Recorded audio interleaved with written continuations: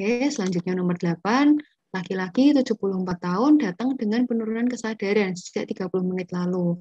Sebelumnya mengeluh lemas, kemudian dari pemeriksaan fisik, kesadarannya somnolen, tekanan darah 90/60, heart rate-nya lambat, ya ini bradikardi 35 kali per menit, akralnya dingin. Kemudian gambaran EKG-nya seperti ini. Nah, tata laksana yang ditanyakan adalah tata laksana yang tepat. Nah, ini kita masuk ke diagnosis bradikardi. Nah, pada gambaran EKG, ini kita lihat ada drop beat di sini ya. Jadi ada irama denyut yang hilang, dan kita lihat di sini PR intervalnya itu dari satu denyut ke denyut yang selanjutnya, ini dia lama-kelamaan memanjang. Nah, maka diagnosisnya ini masuk ke AV block yang tipe 2. AV block tipe 2 karena AV block derajat kedua. AV block derajat 2 itu kasnya ada drop beat-nya. Nah, sekarang kita lihat karena dia PR intervalnya itu lama-kelamaan memanjang, berarti ini masuknya ke AV block derajat 2 yang tipe 1. Nah, untuk tata laksana bradikardi itu diberikan atropin. Ya. Nah, sekarang kita masuk ke AV block. Ini merupakan gangguan konduksi impuls pada AV node. Ini dibagi menjadi derajat 1, derajat 2. Derajat 2 itu dibagi 2, ada tipe 1 dan tipe 2. Kemudian AV block derajat 3 atau disebut juga total AV block. Nah, ini kalau yang AV block derajat 1, ini ada PR interval yang memanjang, di mana pemanjangannya itu sama dari denyut yang satu ke denyut yang selanjutnya. Dan di AV block derajat 1 ini tidak ada drop beat. Jadi kasnya adalah hanya PR interval yang memanjang. Kemudian R ke R-nya ini dia masih reguler. Nah, selanjutnya kalau AV block derajat 2, AV block derajat 2 ini kasnya ada drop beat-nya, ada irama yang hilang. Kalau yang tipe 1, itu dia PR intervalnya lama-kelamaan itu memanjang.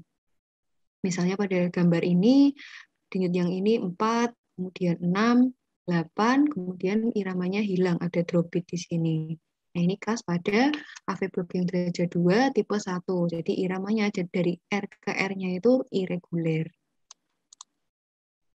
Nah, kemudian untuk AV block derajat 2 yang tipe 2, nah untuk yang tipe 2 ini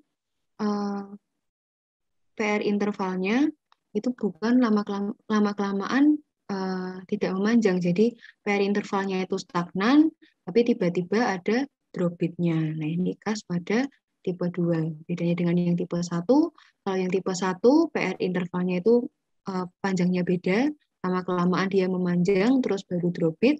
Kalau yang tipe 2 ini tidak ada pemanjangan tapi lama-lama drop beat-nya tiba-tiba ada drop beat-nya. Nah, untuk yang derajat 3 atau total AV block, ini dia iramanya untuk gelombang P-nya itu dia normal. Tapi antara gelombang P dan gelombang QRS ini berdiri sendiri-sendiri. Jadi tidak ada hubungannya. Misalnya pada gambar ini P, QRS, kemudian P, ini P lagi, kemudian ini QRS, jadi berdiri sendiri-sendiri. Itu khas pada total AV block.